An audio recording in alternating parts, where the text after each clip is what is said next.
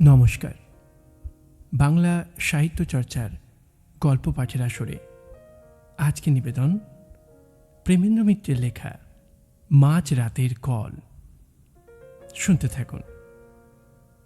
সেদিন রাত্রে শহরের প্রায় বাইরে বহু দূরের একটা কল সেরে একলাই ফিরছিলাম। একে দারুণ শীত এবছর, তার উপর রাত অনেক হওয়ায় ঠান্ডা অত্যন্ত বেশি পড়েছিল। পুরু গোটাকত গরমের জামা থাকা সত্ত্বেও সব ভেদ করে মনে হচ্ছিল ঠান্ডা হাওয়া আমার পাঁচড়ার ভিতরে গিয়ে ঢুকছে। আসছিলাম আমার পুরনো মোটরে। এই মোটর আমি আজ 10 বছর ধরে একাই চালিয়ে ফিরছি, কিন্তু এখন মনে হচ্ছিল সঙ্গে একজন সোফার থাকলেই বুঝি ভালো হতো। এই দারুণ শীতে স্টিয়ারিং হুইল ধরে সমস্ত হাওয়ার ঝাপটা সহ্য করার চেয়ে কষ্ট আর কিছু নেই। আমাদের শহরটি অত্যন্ত ছড়ানো, বড় বড় কয়েকটি রাস্তাকে আশ্রয় করে চারিধারে অনেক দূর পর্যন্ত সে বিস্তৃত হয়ে আছে, কিন্তু জমাট বাঁধেনি। অনেক সময় এক প্রান্ত থেকে আর এক প্রান্তের মধ্যে শুধু একটি নির্জন রাস্তা ছাড়া আর কোনো যোগ নেই। যে রাস্তা দিয়ে আসছিলাম সেটিও অত্যন্ত নির্জন। দুধারে মাঝে মাঝে হর্তুকি বা মহুয়া গাছ, আর রাস্তার দুধারে শুধু শূন্য অসমতল মাঠ। তার ভেতর বাড়িঘর নেই বললেই হয়। কে বাড়ি করবে এই নির্জন জায়গায়? অন্ধকারে অবশ্য এসব কিছুই দেখা যাচ্ছিল না। আমার মোটরের মিটমিটে আলোয় সামনের পথের খানিকটা দেখা যাচ্ছিল মাত্র। যেতে যেতে মনে হচ্ছিল অন্ধকারের সমুদ্রই যেন আমার মোটরের আলোয় কেটে চলেছি কোনো রকমে। শীতের দরুন কষ্ট পেলেও বেশ নিশ্চিন্ত মনেই চলেছিলাম। আমার কারটি পুরানো হলেও মজবুত, বেয়ারাপনা সে করে না। আধ ঘন্টার মধ্যেই বাড়ি পৌঁছে গরম লেপের মধ্যে আরাম করে যে শুতে পাব এই বিষয়ে কোনো সন্দেহ ছিল না। অন্ধকার রাস্তার নিস্তব্ধতার উপর শব্দের ঢেউ তুলে আমার মোটর চলেছে দ্রুত গতিতে। নিজেকে যথাসম্ভব আবৃত রেখে ভেতরে বসে সমস্ত চিন্তা পরিত্যাগ করে আমি শুধু আমার গরম বিছানাটার আরামের কথাই ভাবছি। ডাক্তারদের মতো পরাধীন আর কেউ নেই। তবু মনে হচ্ছিল একবার বাড়িতে পৌঁছতে পারলে প্রাণের দায় ছাড়া শুধু পয়সার জন্য আর আমায় কেউ বার করতে পারবে না। এখন কোনো রকমে 20-25 মিনিট কাটলেই হয়। কিন্তু হঠাৎ অপ্রত্যাশিত এক ঘটনায় সুখস্বপ্ন ভেঙে গেল। আমার একান্ত সুস্থ সবল মোটর থেকে থেকে অদ্ভুত একরকম ধাতব আর্তনাদ করতে শুরু করেছে। মোটরের এরকম আচরণের কোনো কারণই খুঁজে পেলাম না। আজ দুপুরেই আমার মোটরের ভালো রকম সেবা শুশ্রূষা হয়ে গেছে। কোনো রকম রোগের আভাস তার ভেতর তখন ছিল না। হঠাৎ তার এরকম আকস্মিক বিকারের কারণ তবে কি? এই দারুণ শীতের রাত্রে অন্ধকার নির্জন এই পথের মাঝে মোটরের এই বেয়ারাপনায় সত্যি ভীত হয়ে উঠলাম। এখনো প্রায় 7-8 মাইল পথ বাকি। রাস্তার ধারে মোটর সত্যি অচল হয়ে গেলে করব কি? এই রাত্রের ডাকেও সঙ্গে লোক না আনার নির্বুদ্ধিতার জন্য এবার নিজের উপরই রাগ হচ্ছিল। সঙ্গে একজন লোক থাকলে তবু বিপদে অনেক সাহায্য পাওয়া যেত। দেখতে দেখতে মোটরের আর্তনাদ আরও বেড়ে উঠল। সঙ্গে সঙ্গে মোটরের বেগও মন্থর হয়ে আসছে বুঝতে পারলাম। মোটর চালনার সমস্ত বিদ্যা প্রয়োগ করেও সুরাহা কিছু করতে পারলাম না। কাতরাতে কাতরাতে খানিক দূরে গিয়ে আমার মোটর হঠাৎ রাস্তার মাঝে এক জায়গায় একেবারে থেমে গেল। আর তার নড়বার নাম নেই। চেষ্টার আমি তখনও ত্রুটি করলাম না, কিন্তু আমার পীড়নে অস্ফুটভাবে একটু কাতরোক্তি করে ওঠা ছাড়া আর কোনো সাড়া সে দিল না। ভয়ে দুর্ভাবনায় সত্যি তখন আমার সমস্ত দেহ আড়ষ্ট হয়ে এসেছে। মোটর ফেলে এই দারুণ শীতের মাঝে 7-8 মাইল জনহীন পথ হেঁটে যাবার কথা তো কল্পনা করা যায় না। এই মাঠের মাঝে মোটরে সারা রাত কাটানোও অসম্ভব। এখন উপায়? ডাক্তারবাবু, হঠাৎ বুকের ভেতর হৃৎপিণ্ডটা যেন লাফিয়ে উঠল। এই জনহীন পথে এমন সময় কে ডাকল? আবার শুনতে পেলাম, ডাক্তারবাবু।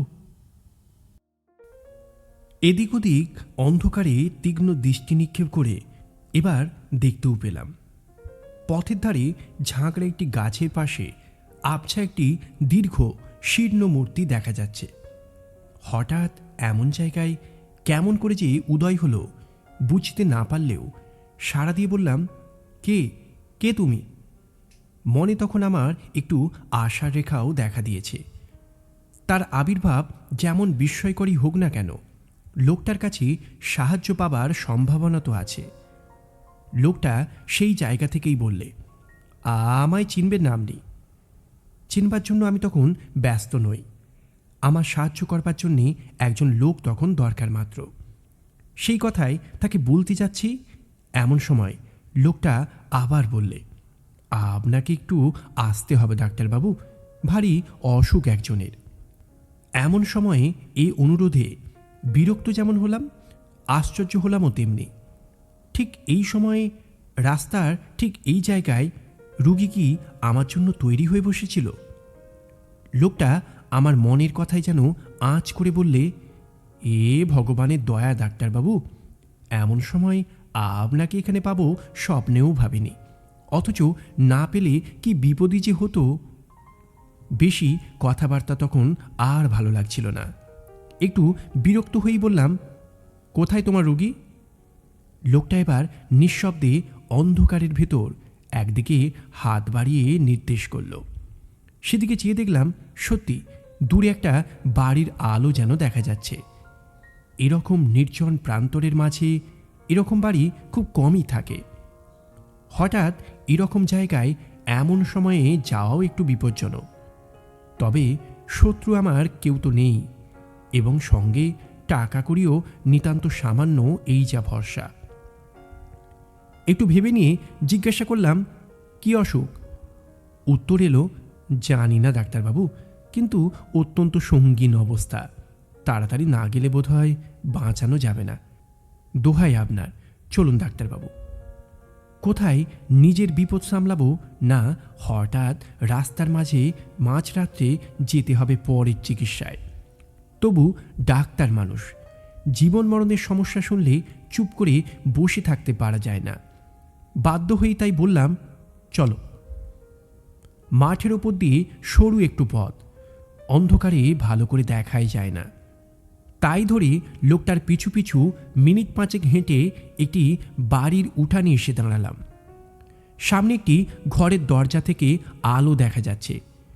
সেই দিকে দেখিয়ে লোকটা বললে, ওই ঘরেই রুগী বাবু, আপনি যান, আমি এখনই আসছি। অন্ধকারের ভেতরই বুঝতে পারছিলাম বাড়িটি বিশেষ সমৃদ্ধ চেহারার নয়। গুটি 4-5 ঘর এবং একটুখানি ঘেরা উঠান।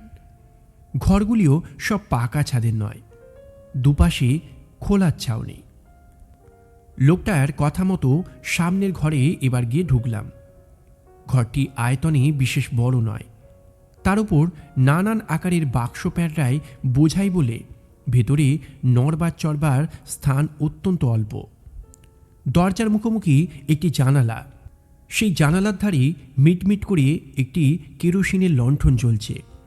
সেই আলোতেই অস্পষ্টভাবে দেখা গেল দরজার বাঁধারে একটি 4 পায়ায় অত্যন্ত শীর্ণ এক ভদ্রলোক শুয়ে আছেন। আমি ঘরে ঢুকতেই ক্ষীণ স্বরে তিনি বললেন, এসেছেন ডাক্তারবাবু, আপনার দয়া কখনো ভুলব না, বসুন।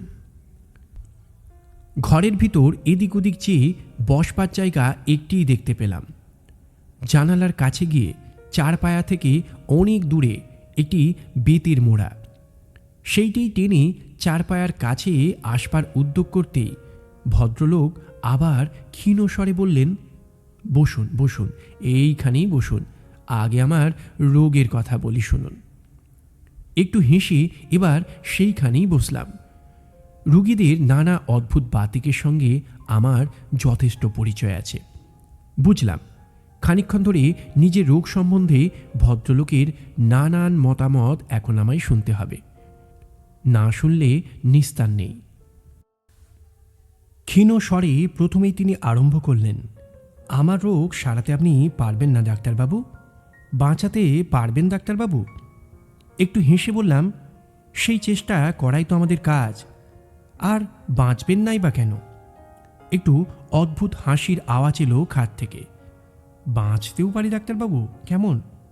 বললাম, পারেন বই কি। কি তেমন আর হয়েছে আপনার? না, তেমন আর কি হয়েছে। ভদ্রলোক আবার যেন হাসলেন। তারপর বললেন, ডাক্তারদের অনেক ক্ষমতা, কেমন না? কিন্তু ধরুন তাতেও যদি না বাঁচি, যদি আজ রাত্রেই মারা যায়? রোগীর এই অর্ধোন্মত্ত প্রলাপের উত্তরে কি যে বলবো কিছু ভেবেই পেলাম না। মনে মনে তখন এই বিলম্বে অস্থির হয়ে উঠেছি। রোগী আবার বললেন, যদি আপনি থাকতে থাকতেই মারা যায় ডাক্তারবাবু, কি হবে তাহলে? কে আপনাকে ফি দেবে? আচ্ছা, পাগল রোগীর পাল্লায় তো পড়া গেছে। বললাম, যদি নেহাতি তাই হয় তাহলে ফি নাই বা পেলাম, আমরা শুধু ফির জন্যই সবসময় আসি না। তা বটে, তা বটে। পৃথিবীতে ভালো লোক, পৃথিবীতে মনুষ্যত্ব এখনও আছে, তাই না ডাক্তারবাবু? কিন্তু আপনার ফির ব্যবস্থা আমি করে রেখেছি ডাক্তারবাবু। হঠাৎ যদি মরে যায়, ওই বাক্স খুলে ফেলবেন। বুঝেছেন ডাক্তারবাবু? ওই বেতের ছোট্ট বাক্সটি। ভদ্রলোকের স্বর আরও মৃদু হয়ে এলো। ওই বাক্স থেকে আপনার প্রাপ্য টাকা নেবেন, আরও একটা জিনিস নেবেন ডাক্তারবাবু। বলুন, নেবেন তো? একটু বিরক্ত হয়ে বললাম, কি? কিছু না ডাক্তারবাবু, একটা কাগজ, কিন্তু ভয়ানক দরকারি কাগজ। এ কাগজ ওখানে আছে শুধু আপনি আর আমি জানি, আর কেউ জানে না। জানলে আর ওখানে ওটা থাকতো না। ভদ্রলোক একটু চুপ করে থেকে একটু হেসে আবার বললেন, এ বাড়িতে কাউকে দেখতে না পেয়ে ভাববেন না যেন আমার কেউ নেই। আমার অনেক আত্মীয় আছে, ওঁত পেতে আছে আমার মরার অপেক্ষায়। শুধু তাদের বিশ্বাস আজ আমি হয়তো মরব না, তাদের বিশ্বাস মরবার আগে আর আমি কিছু করব না, তারাই সব পাবে। আমি এবার বলতে চাচ্ছিলাম, আপনার অসুখটা সম্বন্ধে। হ্যাঁ, অসুখ তো দেখবেনই, তার আগে আর একটা কথা বলে নিই। ওই কাগজটি আমার উইল ডাক্তারবাবু, আমার ছেলের নামে উইল। সে ছেলেকে আমি ত্যায্যপুত্র করেছিলাম একদিন। কোথায় আছে তাও জানি না, কিন্তু জানেনই তো, রক্ত জলের চেয়ে ঘন। আর বেশিক্ষণ অপেক্ষা করা যায় না। মোড়া থেকে উঠে পড়ে আমি বললাম, এইবার আমি দেখতে পারি? খাট থেকে আওয়াজ হলো, দেখুন। আমি খাটের কাছে এগিয়ে গিয়ে রোগীর নাড়ি দেখবার জন্যে হাতটা তুলে ধরলাম, এবং পর মুহূর্তেই সেই দারুণ শীতের ভেতরেও আমার সমস্ত দেহ ঘেমে উঠল। সে হাত বরফের মতো ঠান্ডা। রোগী মৃত। শুধু মৃত হলে এতখানি আতঙ্কের আমার বোধহয় কারণ থাকতো না, কিন্তু ব্যাপার যে আলাদা। ডাক্তারি শাস্ত্রে যদি কিছু সত্য থাকে, তাহলে এ রোগী এইমাত্র কখনোই মারা যায়নি। তার মৃত্যু হয়েছে অনেক আগে, কয়েক ঘন্টা আগে। সমস্ত দেহ তার কঠিন। উন্মাদের মতো আরও খানিকক্ষণ পরীক্ষা করলাম। না, ভুল আমার হতেই পারে না। কিন্তু তাহলে কি এ ব্যাপারের অর্থ? তখন কিন্তু স্থিরভাবে কোনো চিন্তা করবার আর ক্ষমতা আমার নেই। আতঙ্কে আমার বুকের স্পন্দন পর্যন্ত যেন থেমে আসছে। হঠাৎ জানালার কাছে বাতিটা দপদপ করে নেচে উঠল। সেটা একবার নেড়ে দেখলাম, তাতে তেল এক ফোঁটা নেই।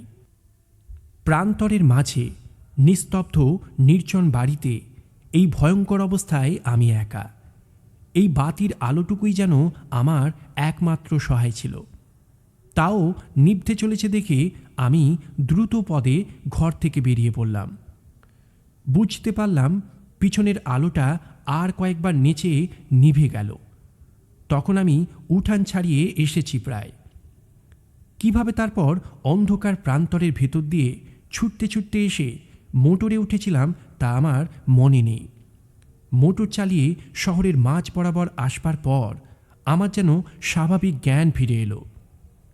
সবচেয়ে আশ্চর্য ব্যাপার মনে হলো মোটরের এই চলা।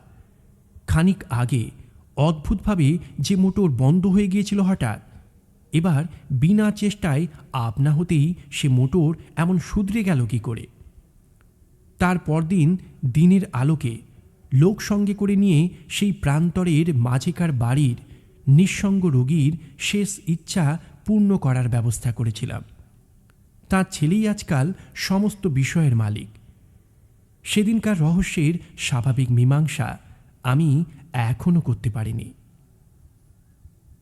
প্রেমেন্দ্র মিত্রের গল্প মাঝ রাতের কল। আমাদের গল্প পাঠ যদি ভালো লাগে চ্যানেলটিকে সাবস্ক্রাইব করতে ভুলবেন না। সঙ্গে থাকার জন্য সকলকে ধন্যবাদ।